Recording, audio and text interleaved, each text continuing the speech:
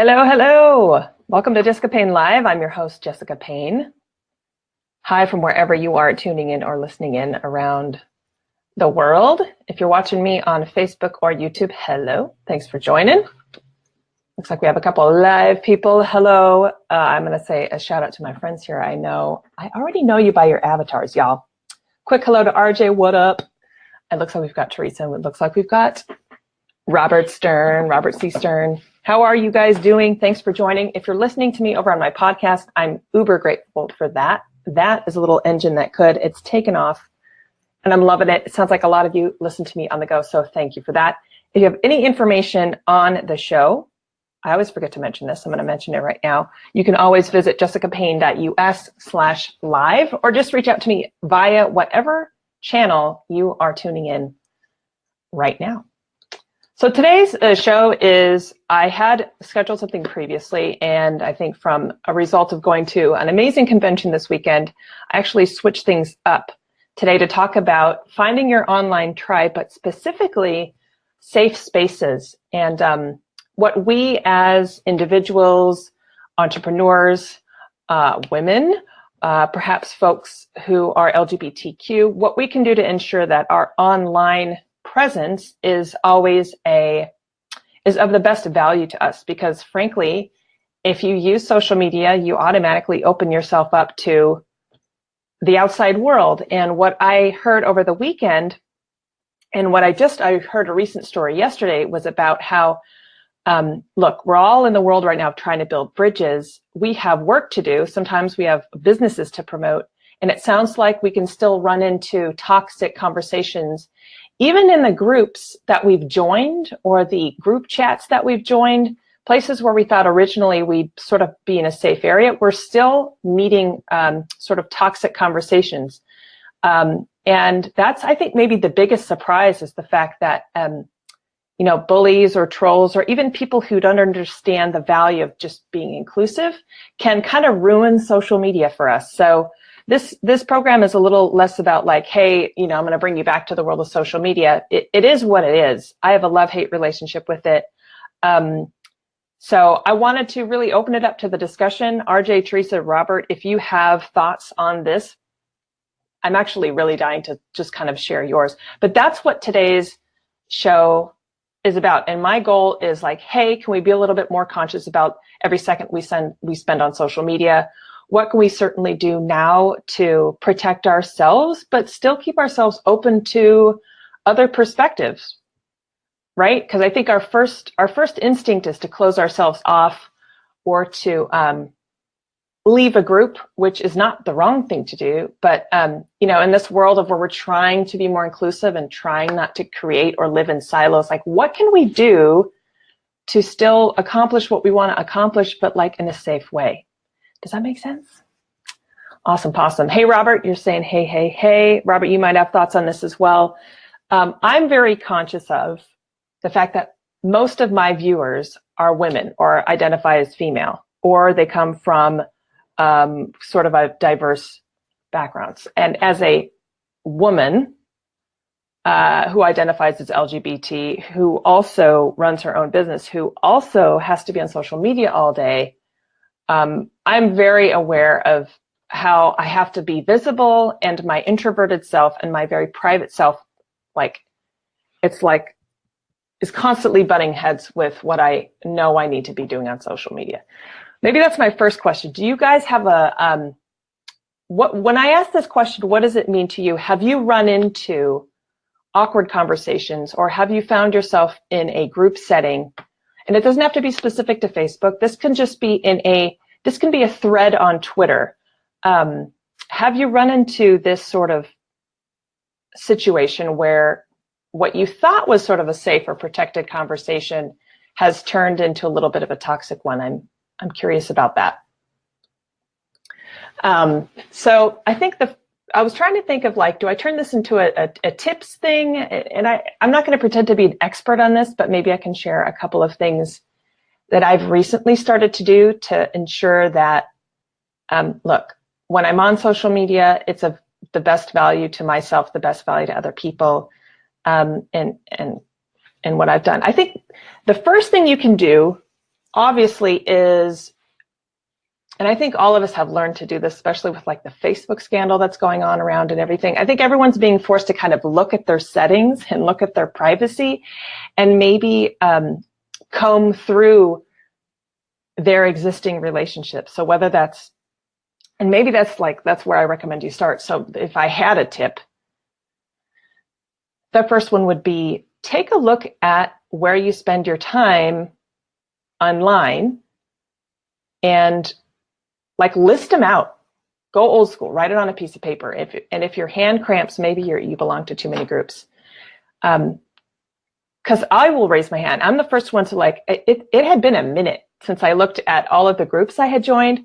Like on LinkedIn, oh my gosh, like some of these groups, I'm like, what? I joined them like 8 years ago, like legit. And I'm not even participating there. So again, it's sort of like, what's that internal questionnaire?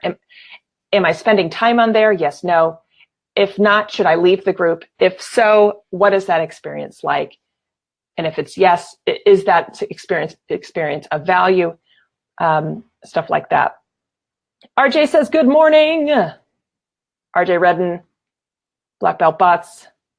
Amazing, amazing. And I know you probably have insight given that you work with a lot of chat bots, and that's this whole new type of conversation / community building, right? So I'm curious to see what you have to say.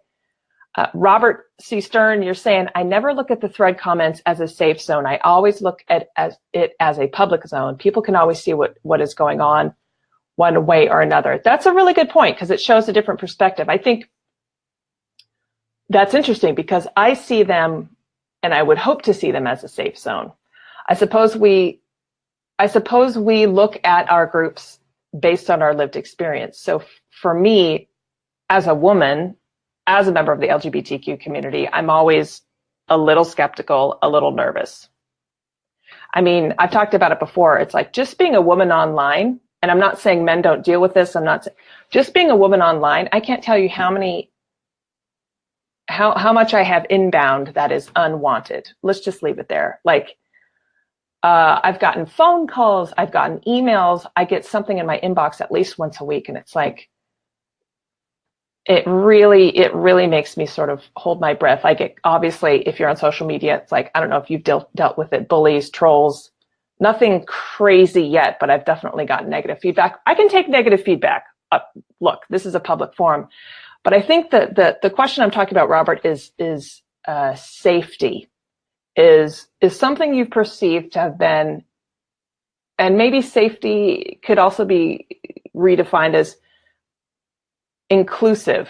Have you joined a group that appeared to be inclusive when really it wasn't?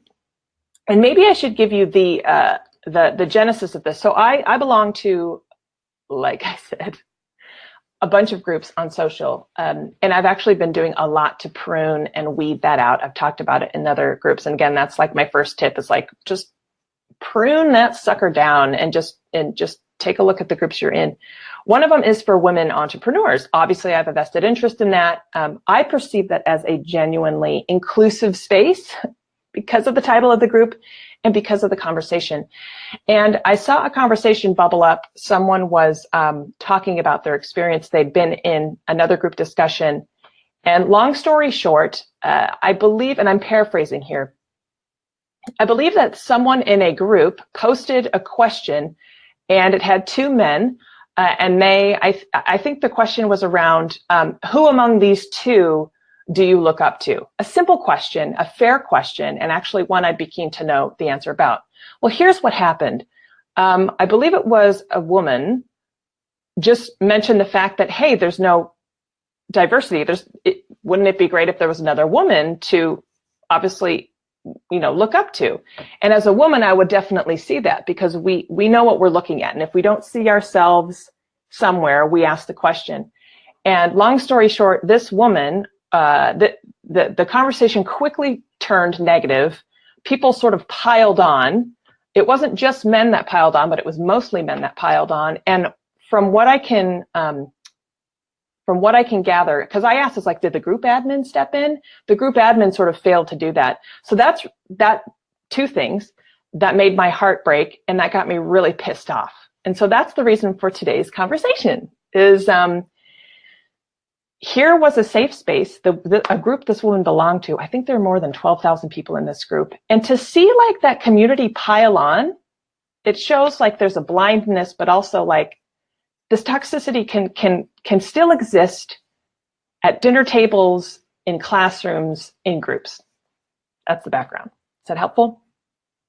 I'm actually really curious your opinions on that. It just really stuck with me, and I think that, you know, having come off this convention, I was just in Vegas for ClexaCon, which is a major convention. It talks about creating greater awareness and visibility, inclusivity in media and television for queer characters. It's amazing. It's basically a weekend of massive empowerment. Talk about a safe and inclusive space. So it was sort of coupled with that. When you hear about that conversation that happens in groups, does it surprise you? What would you do? My first gut reaction was I would just leave the group. Because the admin didn't step in, to me, that group has lost value. If the admin isn't willing to call that out or police their own group, to me, I would leave it. And there were a lot of people in this conversation who said I wouldn't leave it. So I'm curious, would you have left the group? When do we, and maybe that's the second question, it's like, when do you know to cut bait and leave versus stay and try to improve a conversation? Percolate on that. Can I read some of these comments? RJ Redden is saying, Kim Boltzma, you might consider this interesting. Kim, yes, I know. I think we've chatted about this in the past, just virtually. I'm very curious to see. And this question isn't just for women, by the way. This is just a question for any human, frankly.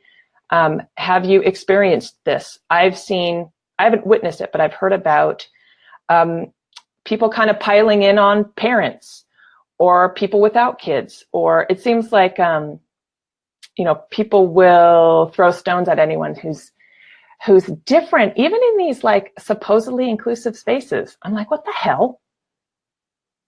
Really here? It's like, but it just goes to show the environment we're in. Remember, anything can be a screenshot, Robert, you're saying. So it sounds like, Robert, expand on that. It sounds like, Robert, you're practicing with you're erring on the side of caution, which makes sense, which I do too. I think the internet is a public forum. I would hope that never holds you back from speaking your truth, which I know I would know it doesn't. But yeah, something to think about with the internet is people hold back. Something else to bring up. I am paraphrasing again from this conversation. I wasn't in this conversation, so I'm not certainly an exact witness, but I can paraphrase. I had asked how many people. It sounded like only a handful of people had actually said something, and it sounded like people who were witnessing this piling on, the majority of people didn't speak up. But it's something to remember too. It's sort of like, just because people aren't speaking up doesn't mean they're not witnessing it, and doesn't mean they're now starting to calculate and make their own decisions. I think people are generally afraid to get into, you have two people. You have one that'll jump into the fray online, which I won't.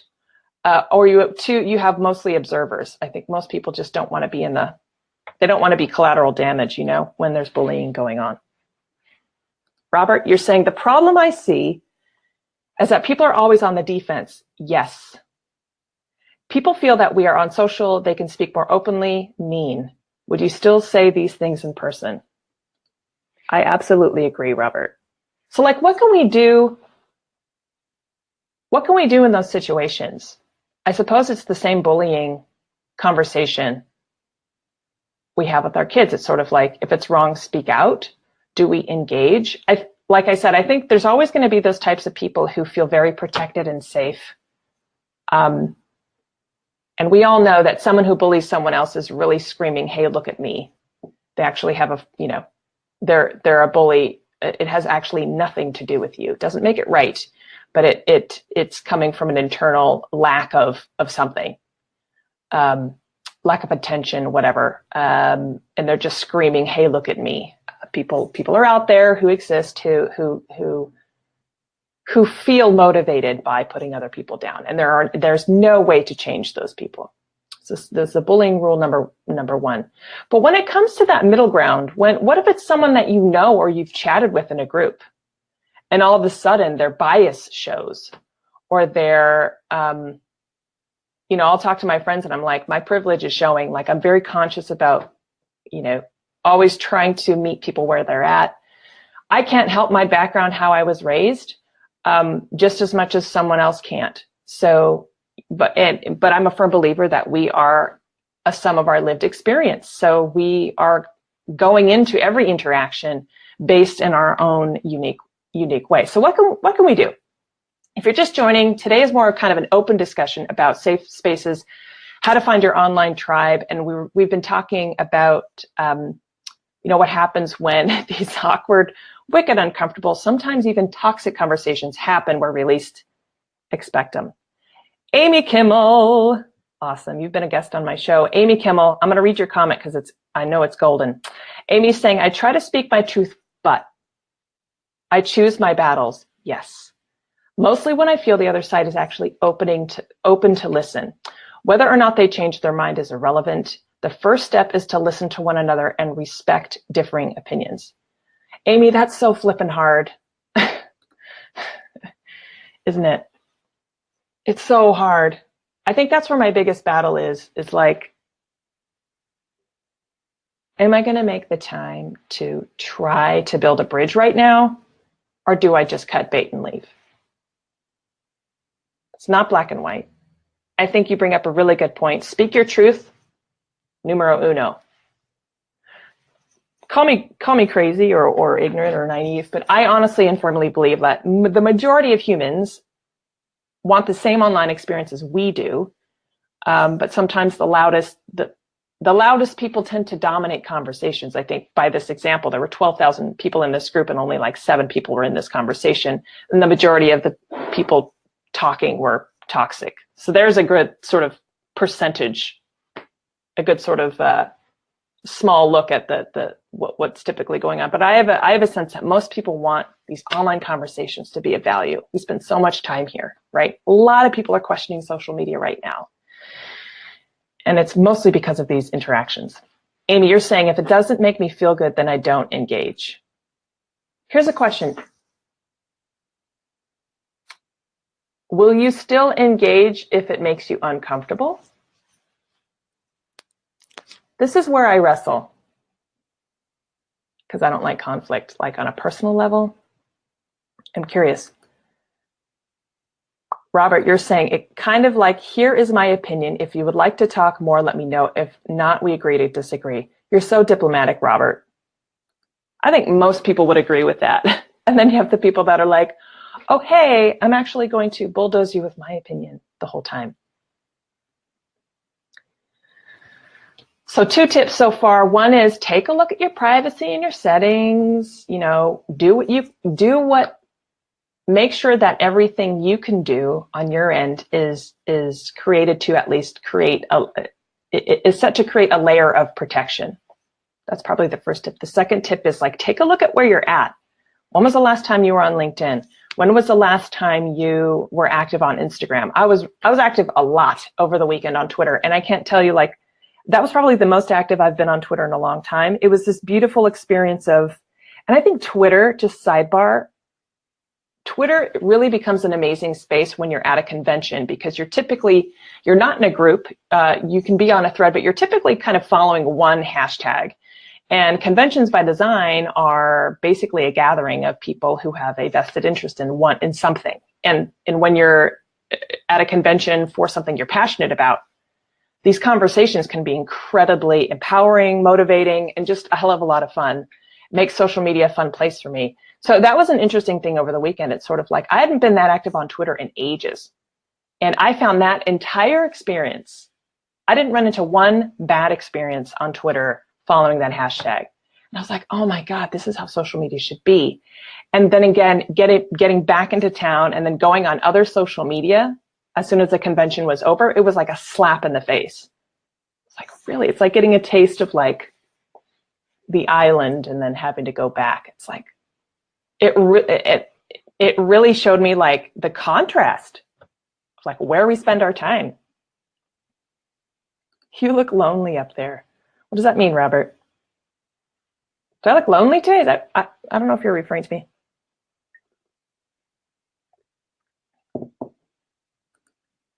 Amy's saying, but I let the other side know I'm listening to them as well. Yeah, you have to show compassion, right? Here's the thing. I think people just want to be seen and heard. They just want to be acknowledged. I've gone into conversations where there's been a misunderstanding. So here's a good example, because I am not perfect. About a year ago, I tweeted, I'm a big fan of like Cara Delevingne, and she's a model, a big advocate for the queer community, just a really cool person. She's kind of a millennial. She's an advocate for I think the good, and she's really eclectic, and she'll be the first person to like share stuff. She's an advocate for mental health, whatever. So about a year ago, I tweeted, Cara Delevingne did something really cool, and I said, she's my spirit animal. I got tweeted back by someone who was like, you really shouldn't use that. And they kind of schooled me on, like spirit animal, First Nation, Native American, don't be throwing that phrase around. And you see that on t-shirts and stuff. And I felt like crap. I felt horrible. I immediately tweeted back. It's like, I'm sorry. It wasn't meant to hurt anybody. So, and I, lesson learned. And what could have turned into like me being on the defensive of like, I can say whatever I want, free speech. I immediately realized that, look, that wasn't the right thing to say. I'm not going to say it going forward. But the other person was really compassionate. Like he came in hot and strong, which is fine. I understood immediately where he was coming from. And we had a couple of tweet exchange, and that was fine. And he backed off, and actually he was pretty kind. And then he moved on. That conversation could have been really bad, I think, for both sides. But I think humility goes a long way. Like you said, Amy, it's like, let them know I'm listening. And he understood. I was like, yeah, that was the wrong thing to say. Right. Oh, Robert, meaning you want company. Robert, you can come on the show if you want. Talk about safe spaces. If you're keen. I always want company up here. Talking about safe spaces. Would it be helpful to, maybe it'll be helpful to talk about where we can gather is changing. That's really interesting. And our safe spaces, or places where we can find our tribe, is ever evolving. It used to be, the obvious thing I think is just a closed group. These used to be like, remember listservs back in the day, then email chains, then chat rooms, then even WhatsApp group chats. Remember BBM threads, chains, and then even text groups. And now it's kind of specific to each channel, which is really interesting. But people still gather, and people still run into these types of conversations. I think it's really, really interesting how what you perceive as something as private is actually still open. I think it goes back into what you were talking about earlier, Robert. Like I had deep conversations on Twitter during this convention, and it was all public because it was around a hashtag. Really, really interesting. It's also interesting too how different generations define privacy. Like younger generations will look at privacy completely different than older generations. Certain generations will share more and be like, that's I don't really consider that necessary for me to keep private, versus other generations would never sort of talk about it. I think when you see certain conversations around mental health or around especially younger generations talking about their personal lives, it's like the conversations on Twitter are amazing, versus older generations would necessarily choose a different avenue or just not talk about something at all. Again, we are the sum of our lived experience. It's interesting what we feel we should protect versus not. It's really interesting. Robert, I'll send you a link. So we're talking about safe spaces, finding your tribe. Here's a question. Where do you gather? Is there a group, thread, hashtag that you love the most? That's your favorite gathering group. And for the purpose of this show today. Like, it doesn't have to be online, although it would be nice to do that. I'll think of mine. Well, obviously I have to say my page is probably one of my favorite gathering places. I follow a woman entrepreneur group and a women filmmaker group. Those are probably my favorite. I'm not a filmmaker, but I'm a content creator. So I think for me, those are like two of my favorite gathering places. I'm also a fan of a few TV shows, and they have threads. They have hashtags that are specific to those. Those are great. I enjoy those. Amy, the other side to that, at what point do we take responsibility for our own reactions, and what offends us, and stop expecting others to change themselves and what they say? Like the spirit animal thing, your attention was a good one. Exactly that. That's like, I think, where we wrestle the most. And this is online, and this is at dinner tables. Like, I don't know, raise your hand if you have family members who didn't vote the way you voted. I don't know. Probably. And how difficult is that when we have to gather like around the holidays? It's like, how difficult were the holidays for you this year? Raise your hand. Rate that 1 to 10. We're having these conversations, these uncomfortable conversations, where we really have to question our own reactions. To your point, Amy, very close quarters. I think that's my biggest thing I have to wrestle with. It's like, these are people that I grew up with, that I respect, older generations, or even just peers. And sometimes I'm just sitting there blinking, and it's like, I have to try to, like, it's to your point, Amy, it's like, at what point do we take responsibility for our own reactions? And I've caught myself too. It's like, I'm no sage. I'm certainly no guru, and I don't have all the answers. That's tough. That's tough. Robert, I promise I'm sending you the link. Amy's just hit me up with some great points. I want to like celebrate that. So yeah, a question for you guys. Where do you have a favorite group, thread, hashtag, gathering? Maybe it's a tweet chat. You know, and you don't have to look, anonymity. There are a couple of groups on here that I'm not going to reveal that are private and closed that I belong to for a personal reason. And they are massively supportive. There are a couple, and thank God for that. And a couple of them are on Facebook.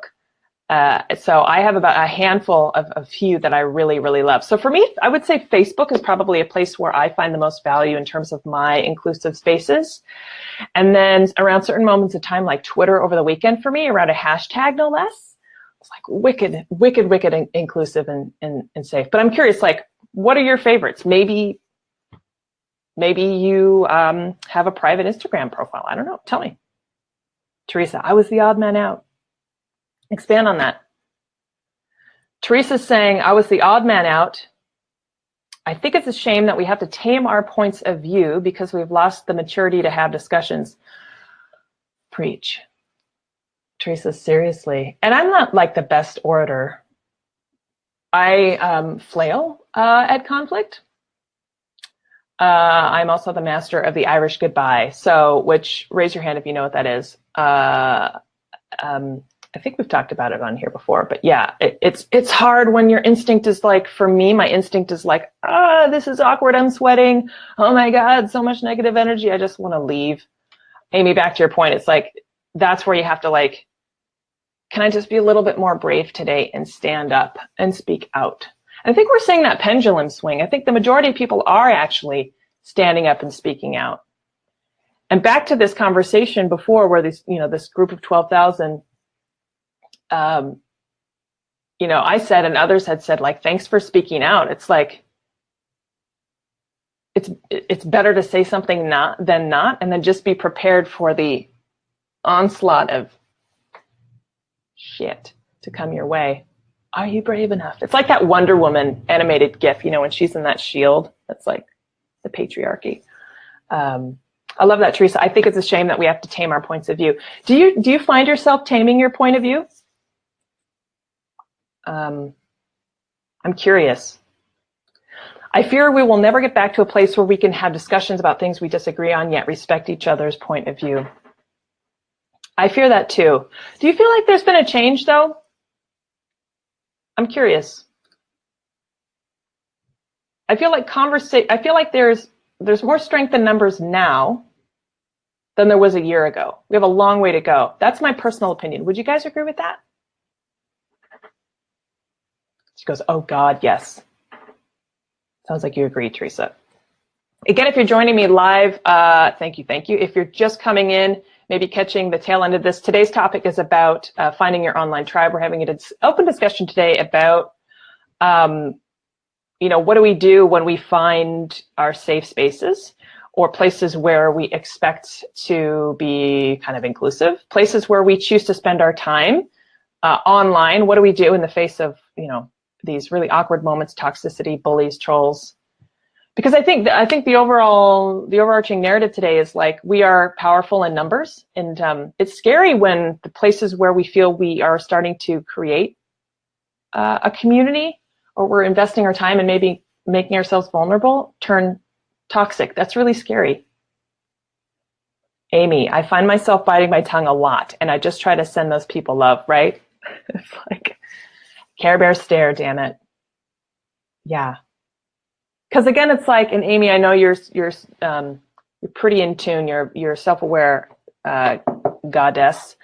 So you probably sense that these people are screaming for a reason that has nothing to do with you. They just want to be seen and heard, right? Yeah. So where do you step in? Are any of you group admins? That's a question. Do any of you run a group or community where you've seen this happen?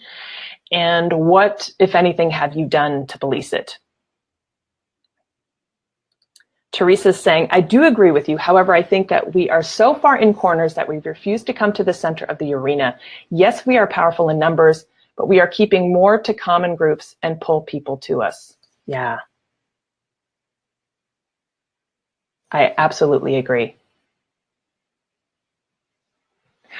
But I think there's something interesting about your comment just now, Teresa. I think we're now aware of that. And I think we would all agree that we are in corners versus not acknowledging that. To me, I think that awareness alone is what separates us from how it has been to date. Now, whether we make a change is up to us. Great point. Question, do you guys run a group page, mailing list, conversation, maybe community, thread? Are you an admin? Have you had to police this kind of stuff? And if so, tell me about it. I'm curious what lessons you've learned on social media. Getting that link for you, Robert, right now. If you're listening on the podcast, this is you're listening to the audio of Jessica Payne Live. You can catch it every week on Facebook at 8 a.m. Pacific on Tuesdays, or you can watch it over on YouTube. But if you're listening to the audio, that's why you hear me reading comments, because I know a lot of you are listening to me when you're running, working out, taking the kids to school, whatever. You can still send me messages. I can always address your questions. And again, if you want to be a guest on the show, or maybe you've got a question for me, you can always find out more information. Reach out through the channel you're listening or watching it on now, or just go to jessicapayne.us/live, and we will celebrate you and make sure to answer your questions. This is kind of like my weekly office hours in a way. Teresa is saying, but if we stay in our corners, how will we ever unite as a community? Yes. I think that's when we have to make that choice, right? Put on our little bravery hat and speak up and stand up. I have found that most times when you come from that place of compassion, you ask someone to clarify, either the group is going to police it, help you police the conversation, and the person will go away, or not. I think trolls and bullies are people that you can't necessarily deal with if they are there for the purpose of causing disruption. But the people who might, but I think there are more people who we actually can have conversations with, where the opportunities lie. This conversation is interesting, Teresa says, because I do run a group. I run a group that doesn't have a lot of sharing going on, but continues to grow. I feel like people like to observe others' thoughts, but don't like to share. I think that's the key here, especially on social media. Like the word social is in quotes, right? We all behave on social media according to our own comfort zone. So if you're in a group, or if it's like if we're in a crowded cafeteria, it's just like freaking school. If we're in a crowded cafeteria and we see a certain conversation happening, we're either going to chime in or not. It doesn't mean we're not observing. It doesn't mean we're not learning. It doesn't mean we're not going to engage. It doesn't even mean we're not going to talk to the people afterwards. But I think now more than ever, it's like, do we call that person out immediately?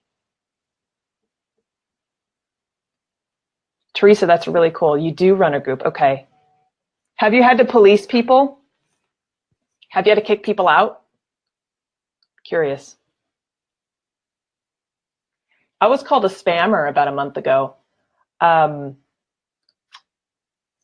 Wrongly. Someone had signed up to my subscription, so they were literally receiving the content they had subscribed to, and then they called me a spammer in another group.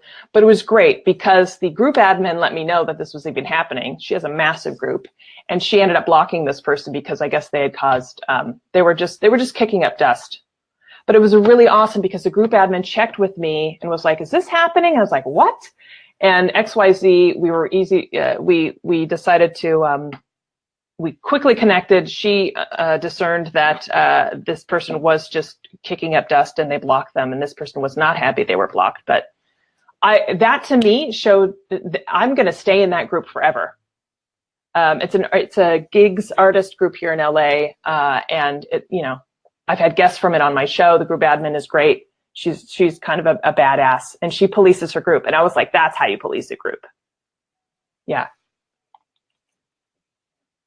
Teresa's saying, I've had to kick people out for posting inappropriate content. I have the same issue on my page, which has caused me not to use it. Teresa, do you have rules posted as an admin to your group? I'm curious. I have some rules posted to my group. Doesn't mean people don't always watch them. RJ Redden is saying, love group admins who are really into curating their community. RJ, you are a great group admin. It goes well beyond policing, but I feel like that's our first line of defense for our group. It sucks to see infighting in a group where you're like, what? We're all here for a common purpose. It just goes to show humans are different, but it sucks to see infighting. And I hate to police, but it happens, right? Because like, what do you do as a group admin when your responsibility is to create ideally a safe space? And that's where that group admin of that 12,000 group, that's where they failed. It's like the fact that you didn't say anything or realize what was happening. Don't waste time in a group like that. Because if the group admin can't see that this conversation is inappropriate or at least open the conversation, then who are they? Yeah. The group is not worth your time. Amy is saying, my place in the world is not conflict. If I had to do that, it would be ugly for all involved. The nice people, I swear, you're like, burn it down. We each have our purpose here on Earth, in Earth School. I love that. And there are people far better equipped for conflict than I. However, I would never stand by and watch certain things happen and not step in. Love that. Teresa's saying, infighting is just a struggle to be right. It's not a zero-sum game, y'all. For me to win, it doesn't mean you have to lose. We can all win. Crazy thought. Teresa, you're also saying, I've posted rules, but I believe it's just a doc. Most people don't read it. Yeah, word. But at least you've posted it and you've done your due diligence. I think if you run a group admin, another tip is, if you run a group at all, post rules. It makes it easier to kick people out. So you can say, oh, it's all posted here in the rules.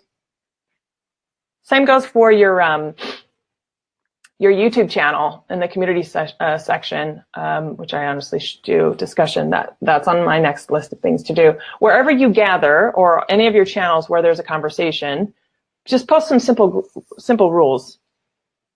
Stuff like, calling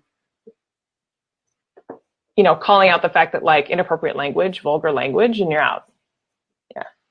And then people are, then if they can whine, you can say, well, it was posted in the rules. Group Admin 101. Yes. All of my people. I'm kind of blessed because I know every single one of you, and you're all good eggs. So I'm just taking a ton of notes, and it's really inspiring to see how invested you are in your conversation in your groups. Yeah. RJ Redden, you run multiple groups, do you not? A couple of Facebook pages. I'm curious if you've had to deal with any of this. She's the flip side of all this. She creates really positive, inclusive, thought-provoking content. Full disclosure, RJ worked with me to create a really cool Facebook Live challenge, which if you're actually curious about if you're curious how a chatbot works or how to create a live show, like you can actually participate in my challenge. I think just message me the words "I'm ready" in the comments. I'll show that to you. But RJ runs a few pages, and you should check them out because I don't know. I think you just make it look easy, creating positive spaces, right? All right, where are you, Robert? Creating safe spaces. What does that mean to you? What happens when that quote-unquote safe space appears not so safe? I don't think, as long as we are humans and more people are able to join threads and groups and hashtags, I don't think a quote-unquote safe space is ever going to be without conflict or conversation. I think that's what makes us humans human, right? We have differing points of view.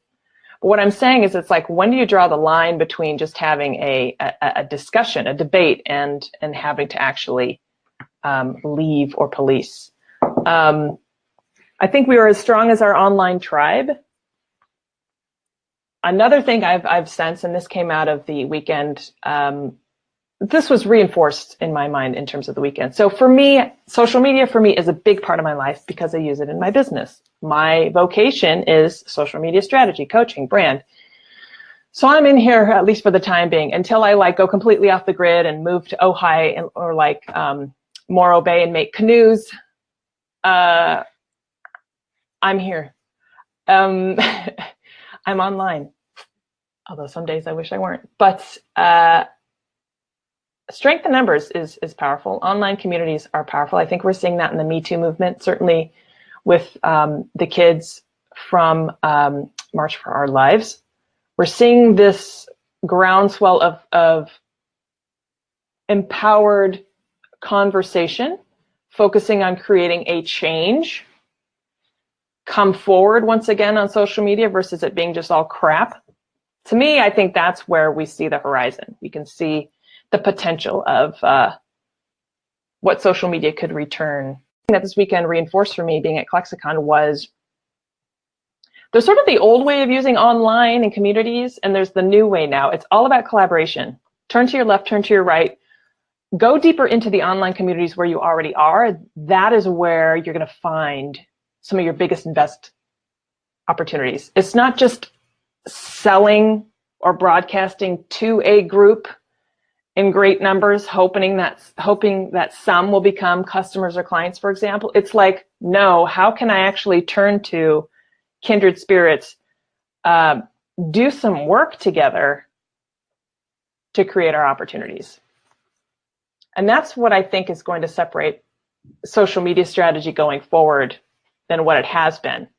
Because social media, I think, to date has been kind of seen as just a channel where like you're throwing lines in the water and hoping people catch it, versus social media now is also a place where you should be creating content, but a place where you should prioritize it as well as a channel to display your body of work. That's the difference. So like I post every single one of my lives over to YouTube because I'm creating this body of work. And through that body of work, I'm actually, collaborating with my tribe, the tribe that I've found. Really interesting. Does that make sense? Am I making sense? All right, I'm getting a cute hand signal from Robert C. Stern. He's ready to join me. Coming on the show, Robert C. Stern. I teach with Robert in the Social Power Group. Oh my God, he's already got his red cup. I wouldn't know who you were without the red solo cup. For those of you listening on the podcast wondering what the heck I'm talking about. Hello. Hi. How you doing? I'm well. Turn your volume down just a skosh. I love the sound of your voice. It is booming. But there we go. Oh, now you're perfect. Perfect. On the dual screen, Robert C. Stern. We teach the Social Power Group, which if you want to enroll in our course, you can enroll in my course, which is Live Show Mastery, which is specific about live streaming, or you can enroll in Robert, my course, which is about this, but it's sort of like advanced. It's like 2.0, 3.0 social media strategy. And this Robert is the scary part, because I was doing a couple things while listening to you. Uh-oh. And I went and checked my own settings. Settings. I went and checked to see how I'm involved on Facebook. And? If you go to the About section of yourself. Scary. You will see how many pages you like and how many groups you're part of. Oh, yeah, that's fun because you're like, when was this? I've been on Facebook 11 years. 99 groups. Got 99 problems, Robert. Now, 4 of them are my own, so I know that. That's I also saw how many pages I liked. I'm glad you're sitting down. Can I guess? Yeah. I'm going to say, I know it's in the 3 digits. I'm going to say 125. 3,439 pages I've liked. Robert, you need to prune. I thought you were going to say I needed to go to Pages Anonymous. Yeah. So I think you know your homework, Robert. Oh my God. We won't talk about my email inbox. It's in the thousands, but at least I can categorize those. So there you go. And Robert, like there are a lot of people like you who have not looked at that information probably ever. Do you know right? what the bulk of mine is? Because of my background with real estate and dealing with so many realtors, when people make their page, they say, hey, come like my page. Or like the page. So I would probably say out of those 3,400 plus pages, I'll make you bet 2,000 of them are realtors. Sure. And to be fair, Robert, they probably don't even show up in your feeds and you probably don't go there regularly, thank God. Otherwise. Unless they're a client and I put them on a shortcut. Yeah, you got it. Exactly. So that's interesting. And I'd be really curious to see what kind of conversations realtors have. And what kind of vitriol they might be witness to. I think everyone has an opinion about everything, but that opinion is really heightened based on what the subject matter is. I think there are probably people who have very strong opinions about the housing market. So I can only imagine what realtors have to deal with in terms of like, what kind of conversation is this, and who's being targeted. We got a couple of other great comments. Yes, RJ threw a great one up. Jessica's a great teacher. Oh, RJ, Jessica's a great teacher. I'm not, but Jessica is. It's okay, RJ. I'll remember Miss Blackbot. You are a good teacher, Robert. I should know. We teach together. I'm just You're just humble. You're humble. Teresa's saying strategy is what I have struggled with. Yes. Teresa, when you say strategy, is this social media strategy or is this more of community based? I'm curious because I want if there's a way we can help you, let us know. Teresa's also saying creating a body of work. I love that. I felt for a long time that I just create content that I'm blue in the face and it just floats in space. Girl, maybe that's our next topic. The fact she admitted that is the first step. That's honestly what we're here for. That is the thing. Creating a body of work, yes. So to bring it back to today's topic, finding your online tribe, I think, for a lot of us, we're looking to scale our business. We're looking for our next client. And one of our biggest opportunities really is, it's not rocket science, turn to your network, but don't forget your network also exists in these groups or on these threads or in these hashtags. Quite often where our peers gather. And if it's all about referrals, there's that. So there's a plus side too, obviously, to finding your online tribe. I think the first one is, and Robert, maybe you can expand on this, it's sort of like this whole conversation today is about like, we should all find our online tribe. It can empower us, but we should make sure that where we're gathering is of value to us, so that, and worth our time and made up of good humans, right? I think the hardest part is also that I'm not just saying the live stream community, because we're part of the live stream community, and there's a real good core of volume of people that are, and we try to all support each other. But at some point, supporting each other kind of takes away from what you need to be doing. Right. Well, and it's finding that line. It's finding that fine line of, should I jump on and be involved with this, or should I be making calls and doing business? Well, both of them could be working for you. You need the support at the same time, and you want people to support you. So it's a fine line. And basically what it boils down to, do what makes yourself feel comfortable. Yeah. A lot of people feel obligated. It's a great word these days. Yeah, they feel obligated to, oh, well, they shared mine, so I got to share theirs. Or I was over there, and now they got to come over here. Yeah. And it's kind of like on Twitter, the old way. Well, if you followed someone, they're supposed to follow you back. Right. Not necessarily true. Yeah, that expectation, it's sort of like, I think, in my personal opinion, I think what separates that being a negative experience from a positive one is like your intention. I give shout outs to people all the time, hoping they'll follow me back, but it's certainly not the expectation. And I'll do it in a way that is always, I would hope, I don't like when you full of integrity, You send an invite for somebody to follow your page. And they follow your page. Within 20 seconds, you get a private message. Hey, I followed your page. Here's my page. Yeah, and I think, I see that all the time. Just and most of the time I will follow someone back. It's reciprocity. It's like you follow me, I'll follow you. I mean, that's the deal, because quite often sometimes someone will follow, like if I follow someone and they follow me back, I'm like, awesome, that was a good. It's kind of like exchanging business cards or linking in with someone. It's sort of like, see, before I hit that like button, except if it's a business situation I'm trying to do it, but if it's just a page, I want to go in the page. I want to see what they're talking about. I want to see what's going on in the page, because this goes back to the beginning of your conversation. If I see a lot of craziness, politics, religion, I mean, somebody added me to a group the other day. It was a Bible study group. And I will just say, nothing wrong with that. No, I'm Jewish. Right. I feel like that's a joke. But it's like, yeah, for sure. Why would you add me to that group? Yeah, that'd be a fun conversation. I mean, I think. Me. Yeah. Yeah, I feel like the thing. Yeah. I think Facebook needs to fix. Well, this is kind of a whole other conversation. I think the inviting someone to like the group, the person receiving that invite, it doesn't feel like an invitation. You've automatically been added, and I think that's clunky. Be an invitation, exactly. Let me explore.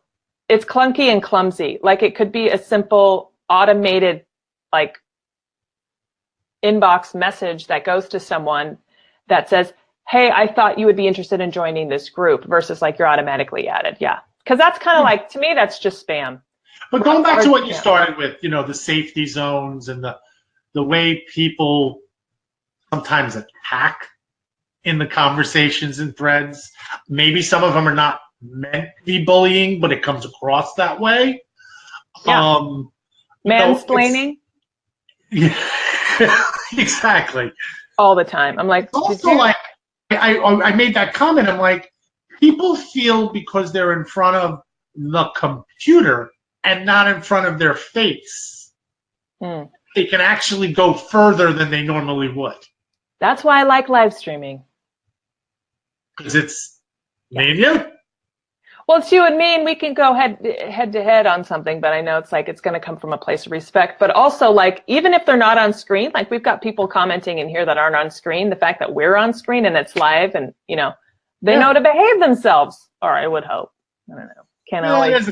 I don't know, that RJ. No. Yeah, well, yeah, I'm sorry I introduced you to her, you know. God, you know, it's like, speaking of RJ, the queen, she's saying, I couldn't agree more, Robert. I totally check out pages before following it. Yeah. Yep. Yes. Yep. But it's. I mean, I belong to a few of the groups that I belong to in my town groups. Right. I like to keep up on the town stuff, and then there's the dads group, and then I've heard stories in the moms groups, and the town stuff, and the things they talk about. Oh, fascinating. Yeah, like here in that is such a great point, Robert. It's like, if you ever want to see discourse, follow a local Facebook group. I have one for my community, and like, there are comedians in the group that know just to throw like flaming bags of like, if someone just types the word bike lanes, because bike lanes have been an issue. So sometimes people will just be like, or turning left out of Trader Joe's. Like there's one Trader Joe's here, and if you turn left, you block traffic. So everyone's like, oh, I'm so sorry. Yeah, I turned left anyway. It's like people, even the inside jokes, but talk about people. Someone will post something, and all of a sudden, very, very quickly, it turns into a whole other hairy animal, and people can be mean, forgetting that we all know each other. So this is a great example. Our town group has about 2,700 people in it. Right, so a lot of you know each other. Yeah, you between the schools. Really well. I mean, we have a Livingston town group, a Livingston dads group. Actually, there's 2 Livingston dads groups, and this is a great explanation of it. There's also 2 Livingston moms group. There used to only be one of each. But because the admins, as they said it, were trying to keep it more open, not mean, and not... There are people that turned around and said, this is free speech. I should be able to do what I want. So they went off and made their own group. It happened here too. the fraction, the rebel. They invite everybody. I went into that group because I just like to see what's going on. Yeah, I'm watching them bash the other group. I know. Yeah, it happened here too. Raise your hand, you guys, if this has happened to you. I think that's such a great example to end on too. It's like, if you quite often these quote unquote safe spaces, places where we think will be inclusive, like, oh hey, it's like 3,000 of my closest neighbors. We all live in the same area, village, town, whatever. Like, I'm sure we're like-minded. That's where some of the nastiest conversations can happen. And the thing is, like, a lot of these people know each other. So back to Amy's point, it's sort of like, when do you speak up? I firmly think that discourse is always, it's what makes us human. But yeah, it's sort of like, the responsibility is on us, I guess, right? To make sure that, again, where we spend our time on social media are places where it's of value, because it could be as something as a neighborhood group where you might feel like you need to walk away for a while, right? It's like, and on paper, you would think that that would be an absolutely perfect place to gather. But I don't know. Any closing thoughts, Robert, in terms of safe spaces, online, finding your online tribe? Listen, it kind of goes back to the rules that we were supposed to be taught when we were kids. If you don't have anything nice to say. Yeah, well, that train's left the station a while ago. It's heading to Mexico over the wall. Great.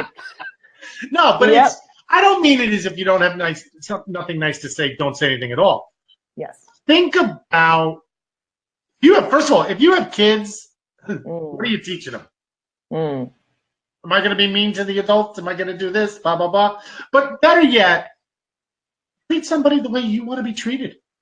It's okay to have different opinions. Jessica and I have had conversations on the phone. We've had conversations over Facebook. We've had conversations on live. Yes. There have been times we've had difference of opinion. And I'm glad, because, I'm not looking for someone to agree with me all the time. It's like, I think the reason why you and I have and this goes back to the collaborating thing, why you and I are good at collaborating is because you enlighten me on a daily basis. And you do the same. Right. We have a different perspective. Different backgrounds, right? I'm West Coast, you're East Coast. You're Jewish, I guess I was baptized Lutheran. I'm spiritual, not religious. Well, I think I'm going to kind of lean more towards Jewish, like the Spaceballs. But that's why I do, and you've seen them in the morning. And I know a bunch of the people here that I'm friends with, they see it also. I do those paper bags in the morning for my daughter. Oh, I love that. The snack bags. Yes. I love those. And I put sometimes some little quote memes, that the inspirational things that we used to put up, I put them on the bags because guess what? All the kids in the elementary school are seeing them. You're a smart guy, Robert. I'm getting them before they get into middle school. Yeah, those are really cool. My mom did little Post-it notes growing up. Oh, today's was one of my best. I know it. Did you post it? Oh, yeah. Cool. You remember Charlie Brown? Oh, yeah. I got Lucy with the doctors in. Oh, right on. Good one. You're sticking with the classics. I love that. Oh, Teresa, she said, I can't start my day without your bags, Robert. Oh, thanks, Teresa. Aww. I only do them on school days. That's the problem. So when school's over in June, we got a problem for the summer. I feel like you could design some for adults. They could be the same bags. Teresa's saying, I saw a segment on the Chew doing the same thing on fruit. Mm-hmm. Yeah. Well, I want to thank everyone for jumping in on today's discussion. It's already at the top of the hour, so I respect your time. Today was about finding your online tribe. We talked about safety. We talked about the value of discourse. We got some great tips from everyone. RJ, Teresa, Robert. Who else joined us? Amy. Corinder joined us. The King, Robert C. Stern. Amy. Who else? I think that is the majority of folks. If you're listening on, and I know Kim was mentioned, if you're listening to this on the replay, I want to let us know. Like, do you run a group admin? Have you had to police people? Are you seeing some of the conversations we were just talking about in your own groups? That neighborhood group example, Robert, I think was golden because I think a lot of us belong to those, or a PTA group. I'm just going to leave it there. And you what didn't know your friends can speak like that. Yeah, like part of it's like pass me the tea and pass me the popcorn. Like I love this stuff, but then other times I'm like, I just can't. So for those of you, a couple of tips, we'll close it with: check your settings, check your groups, make sure you're doing what you can to at least protect yourself, create a layer of defense, if you will, from the outside world, if that is important to you. Take a look at your groups, Robert. Yeah. And do some pruning. It's spring cleaning. And then for those of you, at the end of the day, just ask yourself, am I active in this group? Is it of value to me? Is it worth sticking around? Does the group admin kind of share, at least, are we in agreement in terms of like the type of environment that makes sense? And then turn to your left, turn to your right. If you run a business and you're looking for like the next avenue, collaboration, I can't stress this enough. In these groups is a massive opportunity for you. That's where your online tribe can really help you blossom. So speaking of, if you have any questions about social media strategy, hit me up. If you have questions about the social power group that Robert and I actually teach just message me on the group. If you want to know more about that Facebook Live challenge, I will link to that in my course because I think there's a ton of learning that can be done. But first and foremost, Robert, I'm going to let you go. Thank you very much for joining me. Always a pleasure. Red Solo Cup. Robert C. Stern, you guys, if you don't follow him on Facebook, do so because he's an awesome guy. I'm going to give you a wave, Robert. I'll talk to you soon. Sounds good. Bye-bye. Bye. So thanks again, you guys. If you're listening to me on the podcast, make sure you subscribe. If you're watching me on YouTube, subscribe because I'm going to be dropping some exclusive content for you guys. And if this conversation was of interest to you and you want to come on as a guest or you have a question about it, let me know, because I think in between all of us spending all this time on social media, probably for a business purpose, we're all humans and we have to make sure that we look out for each other. Yes? How's that sound? Last PSA, if you do live stream, don't live stream and drive. Just going to leave that there because we value you on this planet and we need you to stick around. and create safer roads for people. Thank you, Teresa, RJ, Amy, Robert, who am I missing? Carinder, Teresa, thank you so much for joining. And again, if you're watching on the replay, thank you for joining. For more information about my show, Jessica Payne Live, go to jessicapayne.us/live. Otherwise, I will see you live next week, Tuesdays, 8 a.m. Pacific, and of course, always across social. You guys have an awesome day. Happy live streaming, and make sure that your time on social media is a safe one. Bye, y'all. Thanks for joining. Thanks.